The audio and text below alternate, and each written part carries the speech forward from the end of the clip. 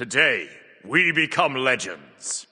Unlike most others, SMITE at its heart is a skill shot MOBA. The third person perspective and no lock-on makes abilities and even basic attacks hard to land sometimes. So unless you're a Nuar or a Neath one trick, you've probably experienced a handful of abilities that are insanely hard to land in a fight and produce some insane hype when someone does land them. Well, today we're going to count down my top 10 hardest abilities to land in SMITE. We're getting so close to 100k subs, so if you enjoy my content and are one of the 3 in 5 viewers who aren't subscribed yet, join the crew today, you won't regret it. But without further ado, let's jump in with the hardest abilities to land in SMITE. So opening up the list at number 10 with the easiest of these incredibly hard abilities to hit, we have CERBERUS and his Paralyzing Spit Stun. For the uninitiated, CERBERUS needs all 4 projectiles to hit to get this stun and the full damage, which means hitting at the apex of the targeter with all heads on alert, which can be insanely hard to do raw. Yes, he can set this up with his ultimate and can slow enemies with his 2 to make it a bit easier, but I'm talking mostly about hitting these abilities raw with no setup, and that's super hard to do. He is rewarded big time for hitting it though, with a 1.8 second stun and great damage for a Guardian ability when all 4 heads hit. This is a really unique targeter, which I think adds to the skill test of this, since hitting this is not just your standard line, circle or cone. There's a bit more thinking that goes into using it to its full effect. Flying into the number 9 spot, we have ESET with her max range Spirit Balls.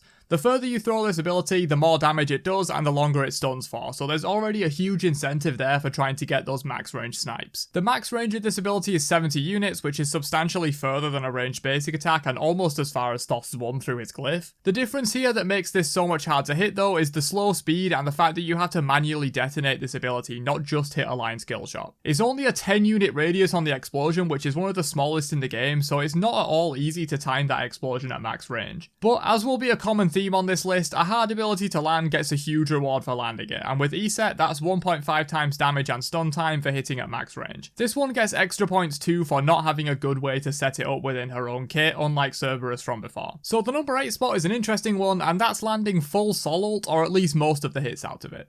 Sol ult comes with a lot of damage up front, as the first hit does more than triple the damage of any follow-up hits, so landing all 8 strikes is definitely unnecessary to still get great damage from this. However, if one can hit all 8 strikes, there's a massive payoff of over 1000 base damage and almost 140% magical scaling, which is way more than most mage ults. Hitting all strikes of this requires some insane prediction on where the enemy is going to juke, since there's a substantial delay between each shot, but when you do see a Sol track someone perfectly with this ability, it absolutely chunks. And there's an insanely hype moment given how difficult that is to do and that there isn't really a targeter like this anywhere else in the game, which just adds to it. The number 7 spot is technically 2 abilities, but they act as one. That's right, it's Nox combo. Now, even as a fairly prolific Nox hater, I'm willing to admit this combo is by no means easy to hit. Not only is it extremely telegraphed because you have to silence first and then go for the root, which gives enemies plenty of time to react and try and dodge the line shot, but you also have to be very quick on the draw and predict which way the enemy will move to lock them in the silence before they get out of the radius, in which case the combo misses and you just get the value of the 1 but not the 2. The radius on the 2 isn't huge by any means, and walking out of it takes a fraction of a second most of the time, and in that time frame the Nox player has to guess the direction the enemy will run and then hit a line skill shot to lock them in.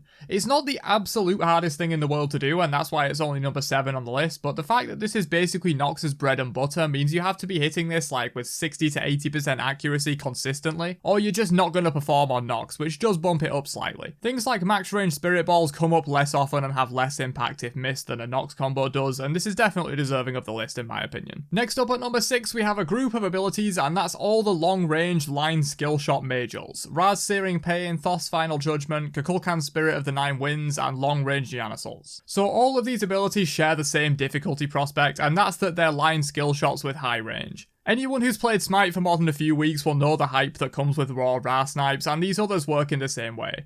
Giannisals specifically with long range snipes and even cross map snipes is insanely hard to do, as you have to predict movement for many seconds into the future, which is harder than it sounds. Several seconds in a game like SMITE can be game changing. These abilities can be set up with CC, but that's not really the scenario I'm talking about here. I'm talking raw snipes on un-CC'd targets. Also, I'll mention a max range Vulcan ult here too. I know it's not exactly the same since it's AoE and not a line, but it falls into a similar category of hard hitting, long range mage ults that are difficult to land without setup. I grouped these all together purely so half the list wasn't just big damage mage ults, but all of these are worthy of their own spot for sure. Breaking into the top 5 though, we have SYLVANUS' raw pulls up first. So the top 5 of this video is really where things get super spicy, and I think we can all agree that raw SYLVANUS pulls are the spice. Again, he can set this up with his root, but that's not really what what I'm talking about here, hitting this ability raw is definitely one of the hardest things to do in Smite, as it requires insane prediction given how slow the ability is. Add in the fact that this ability can go through walls, and you have an even more difficult shot to hit when pulling enemies through jungle walls straight into your whole team. There's not too much else to say about Nature's Graph really. I think we all know this ability is very difficult to land, but the reward is well worth it and the hype factor is insane. I'm not lying when I say that number 4 is insanely hard to land. That's right, it's ANHUR's Pillar-Impale combo. Again, this is of course a 2-part combo, but I just had to include this one on the list as one of the hardest skill shots to hit consistently. You can play ANHUR entirely without this and still do great, but this can truly bring your ANHUR gameplay to the next level. This is a lot like Nox combo, but even more difficult because you have to impale them into a pretty thin obelisk rather than just hitting the line skill shot anywhere within the circle. This means you have to be even quicker on the draw than with Nox's combo and even more precise with where you place the pillar. The hype on this one is through the roof, as is the reward for hitting it, as it allows ANHUR an on-demand stun so he can follow up with basic attacks or his ult.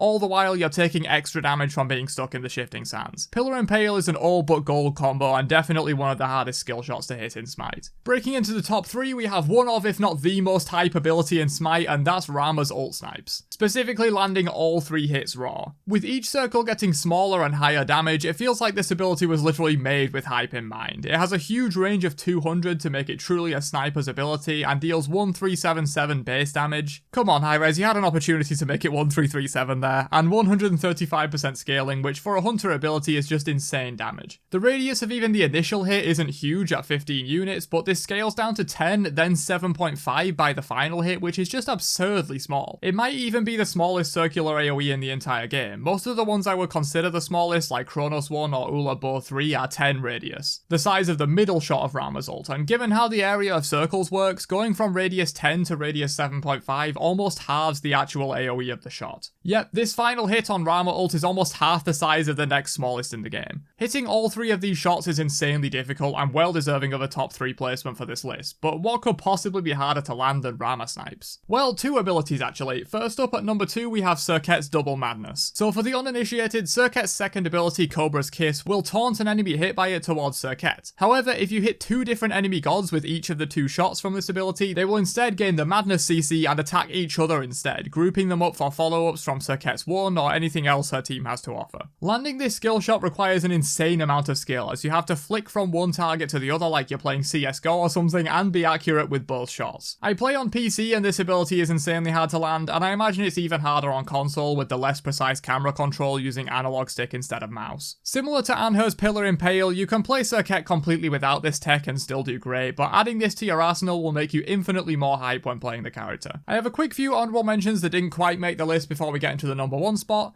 Firstly, a Wheelix ult from low and fast knockups like Geb 2, Merlin Void 2, Sol ult and the like.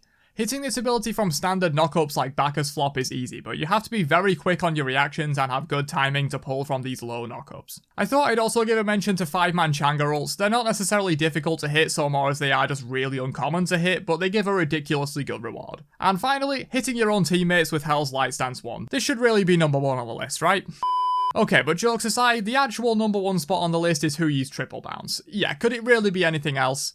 This ability, much like Rama snipes, feels like it was built from the ground up to be hype AF and extremely difficult to land. Not only do you need the skill and reactions to actually hit the triple bounce, you also need the map knowledge to even know where the reliable triple bounce spots are in the first place. This also changes per map. Joust triple bounce spots are wildly different to Conquest ones, and even within the same game mode, map geometry updates can break the old triple bounce setups and or add new ones to try. Dealing over 1000 base damage and over 270% scaling in damage when hitting all 3, this ability hits harder than most ultimates in the game and it's on a 10-second cooldown. That alone should show you how absurdly hard it is to hit triple bounces. If it was easy to hit and did this much damage, Huyi would be permanently the best god in the game, but he's not, and that's because of the insane skill and, let's be honest, a little bit of luck that's required to hit the elusive triple bounce. But that's all I got for the top 10 hardest abilities to land in Smite. Let me know your thoughts down below. Did I miss any you think I should have added? If you enjoyed the video, don't forget to drop a like before you leave, and I'll catch you guys in another one later on. Have a great day, and peace out, you nerds.